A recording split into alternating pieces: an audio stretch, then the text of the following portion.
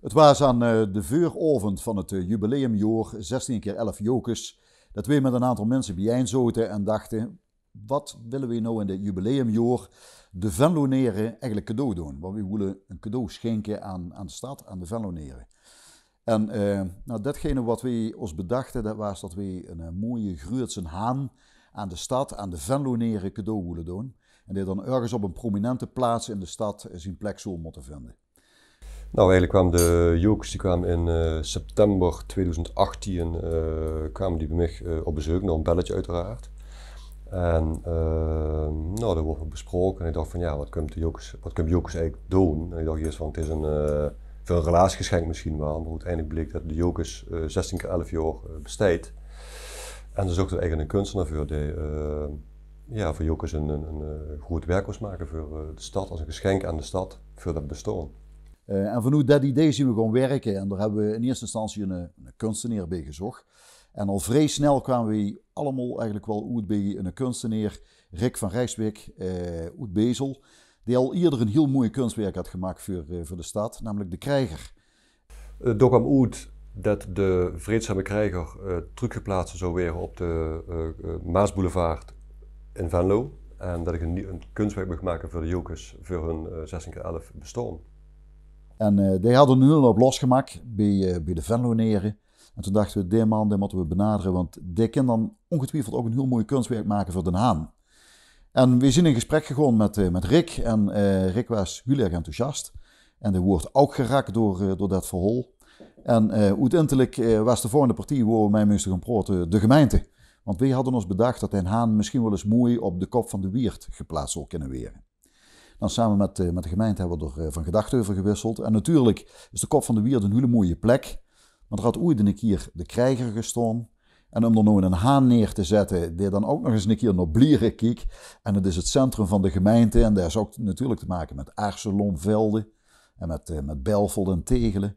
Toen dachten we, misschien is het veel passender om Den Haan ergens midden in de stad te plaatsen. Op een mooie andere prominente plek. En de gedachte achter het kunstwerk is een scepter te maken. Waar een vieren haan op staat. En de scepter, dat is wat de prins ook met zich meedraagt in de carnaval. Dus het lijkt me heel mooi om zo'n scepter dan in het groot te maken. En vervolgens zien we met heel veel andere mensen gewoon praten. Om te zorgen dat we de centen bij elkaar gingen krijgen om dit allemaal mogelijk te maken. De gemeente werkte mee, de provincie werkte mee. En heel veel ondernemers uit het Venlose, privépersonen uit het Venlose, die hebben dat idee omarmd. En die hebben ons in de positie gebracht dat wij aan het eind van 2018 de Krijger terug kosten laten komen in de stad. Als cadeau aan de Venloneren.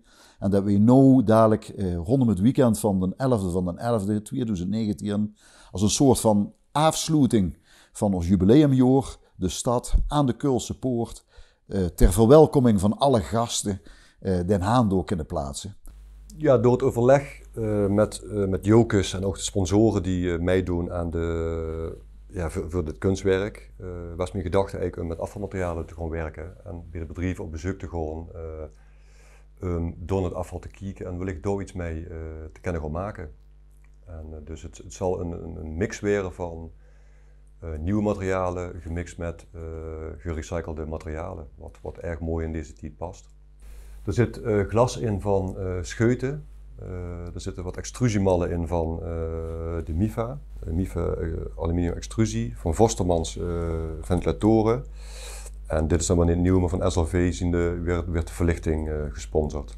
En schoeren metaal, daar kreeg je laserafval van roestvrijstaal om ook in de sepper te verwerken. De MIFA. Voor een bijzonder verhaal, die hebben een brand gehad. En de mallen die ze gebruikten, die zijn daardoor eigenlijk niet meer broekbaar. En nu dat ik ze weer terugplaats voor de scepter, vind ik het wel een mooi verhaal dat eigenlijk uit de as van de brand herrijst weer een nieuw kunstwerk. Eigenlijk als een phoenix die uit de as herrijst. De scepter bestaat uit 7 korte stalen elementen. En tussen die korte stalen elementen doorgon ik het afval verwerken.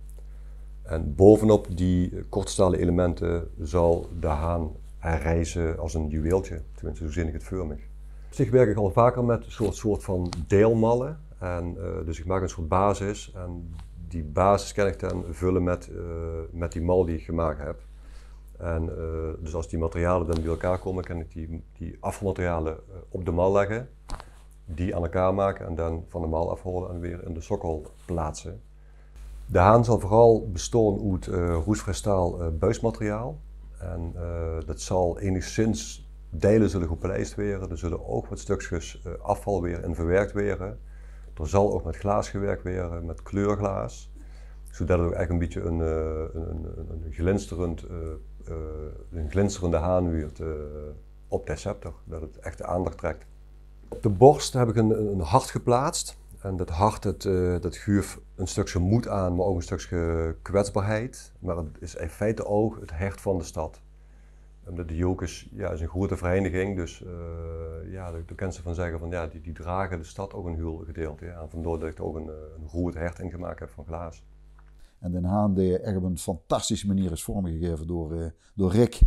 Die door al zijn creativiteit op los heeft gelaten en die ook gefaciliteerd geworden is door enerzijds die mensen die door met centen dat mogelijk hebben gemaakt, maar anderzijds ook door bedrijven, ondernemers, hoe de maakindustrie, die als het ware ook de vereniging Jokers, Den Haan, zeg maar, dragen. En op een mooie wijze, zeg maar, door positioneren aan een van de oude stadspoorten, met het gezicht richting het NS-station, ter verwelkoming van iedereen die de stad van lol en plezier wil bezoeken. En zo is het gegaan. En daar zijn we heel erg blij mee. En we hopen dat de Venloneren er nog tot in lengte van jaren heel erg groots op zullen zien dat Eurenhaan, Ossenhaan, de Jokershaan, dat hij aan de stadspoort van Venlo staat.